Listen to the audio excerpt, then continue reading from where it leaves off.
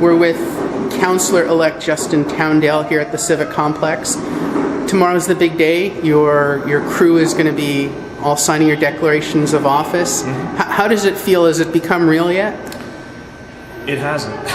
Honestly, it hasn't, Jamie. It feels good, mm-hmm. but I mean, I don't feel any different. Mm-hmm. I'm hoping that's a good sign. But I don't think it will become real until, we're here tomorrow night, signing, taking the oath, and sitting down at our respective spots. And then next week, I think, is when it really starts to become real, when we have our first meeting, a week from tomorrow. So that's when it'll really start to feel like it's happened. During the campaign, people read your pamphlets, they look at your web stuff, they see a little bit of debating, and they hear the political side of Justin Towndale. Mm-hmm. I want to sort of talk a little bit about you as a person so that, people are going to be seeing you for the next 4 years. What are your passions? What are the causes you champion? What is Justin Towndale about? Okay. Well, I hope I don't sound too boring, to be honest with you, but no, I mean, when it comes to my community, Cornwall's a passion of mine, always has been. One thing was, when I went to Toronto, never forgot where I came from, and now that I'm back home, tying this in maybe with a bit of the issues I believe in, but I do believe we need a healthy economy here that will promote jobs and growth. Mm-hmm. I think those are two of the most important pillars that we need to focus on in this community. There are other issues as well, but I think that everyone deserves an equal chance, an equal shake. And that's something, too, that's important, because we have to make sure everyone here has that chance, that opportunity to succeed. What in your past as a person, because we're drifting back to politics again, would make that so passionate for you to want to have that kind of parity with the public in business? Did an event happen in your life that struck you? To be honest, not really, but I think it would be influenced from my father because of the work he does in the community. Mm-hmm. I think that's, when you're growing up in a household and you have someone like that who's constantly doing something, giving back to the community, you kind of see that, you take that on. But also, I just want to stop you saying, for those that don't know your dad or what he's done, can you just give us a little bit about that? Because there's some newcomers to the town. Okay, just very quickly though. So my dad is Angelo Towndale.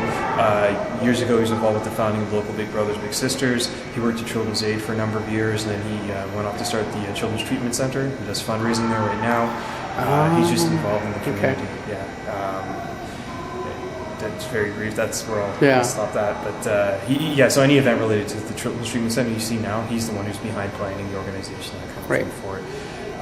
But personally, I think it's just I felt that I had a good childhood, good upbringing. I didn't want for anything. I mean, the kid, you want this, that, and the other thing, but I was comfortable, and I think that everyone should have that comfort zone, because there are people who unfortunately don't. They have to think about paycheck to paycheck and bills, how they add up, and when you have children, it's tougher because you want to be able to provide a good life for your children, but you need the resources to be able to do so. And you said you were passionate about running? Yeah, I like to run. I mean, I've been kind of lazy. I was on the treadmill yesterday, but I need to get back to it. I started running about a year ago. By no means, I'm not a marathon athlete, but it was a way for me to alleviate stress and to stay in shape and build stamina. I find it's a challenge. When you're running, it is a challenge. I like that challenge, the feeling it has on the body. Favorite hockey team? Leafs. Leafs. Oh my God! You didn't mention that during the election, did you? Did you? At the Labour Council debate, I did. And then. Well, no one showed up at that one. You're safe. I'm sure I mentioned to a couple people. The Leafs. I had pictures on. I was at the Winter Classic. The Doug Gilmour Leafs or the older Leafs? Gilmour for sure. Okay. Dougie's a great guy. I work with him. Yeah. But if you want to go back further, I was a Habs fan. Okay. When we had the Aces here, I was a Nordiques fan because it was the farm team. And then I became a Leafs fan. It's just a transition thing. That's where I am. Keep hoping they'll when they come back. So, as a rookie counselor,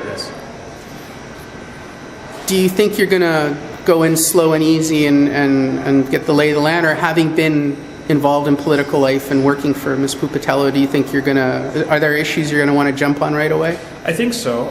There is kind of the fine balance between it, because you're right, I'm a rookie counselor and I need to learn some of it. There is a background in politics, but it doesn't mean it's universal, or it doesn't give me some sort of advantage over anyone else necessarily in terms of experience. There will be the learning curve, but there are things I would like to see tackled immediately. Again, the raise was one thing I mentioned on election night. That is something I'd like to see in talking with some other councillors. They're talking second meeting.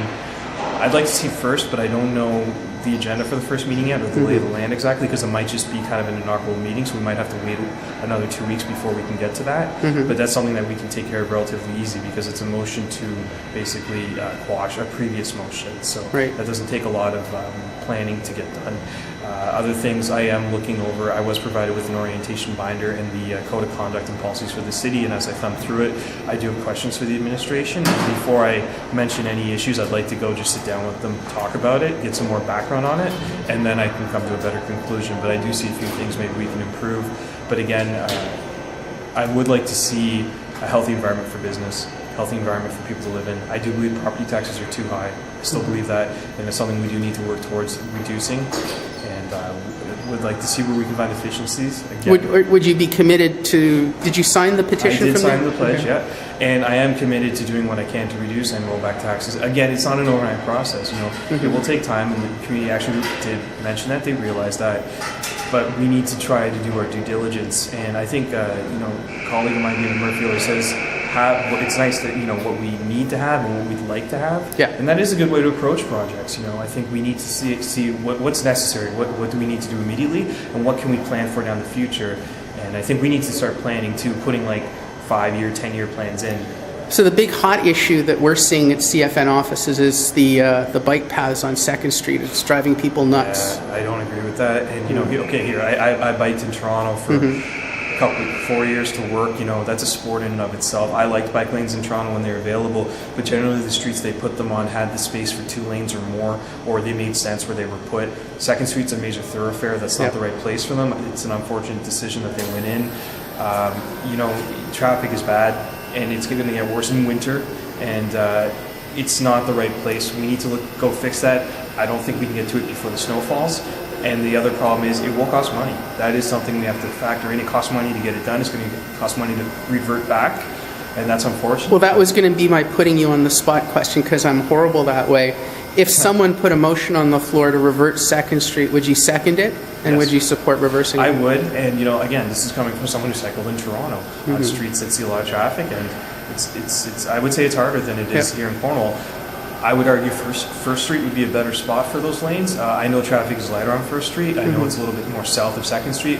But I would second a motion to revert it. But again, before we vote on anything, we need to have the cost in front of us. We need those quotes, because when you just vote to approve something and you don't have that dollar figure, even though you want to get it done quickly, it's a little irresponsible, because you have to be careful about. Because what's happening on 2nd Street is we're getting more congestion at lights, and that's where you get your accidents. Yes, and you know, even if you get like a backhoe going down 2nd Street, you're stuck behind it. Technically you can't pass it. You can't use the turning lane to pass. That's a problem. So I think when you have issues like that, you get a few tractor trailers in a block radius, traffic will be backed up. So we need to fix that, absolutely. All right. Well, good luck, and we'll see you tomorrow night. Thank you, James.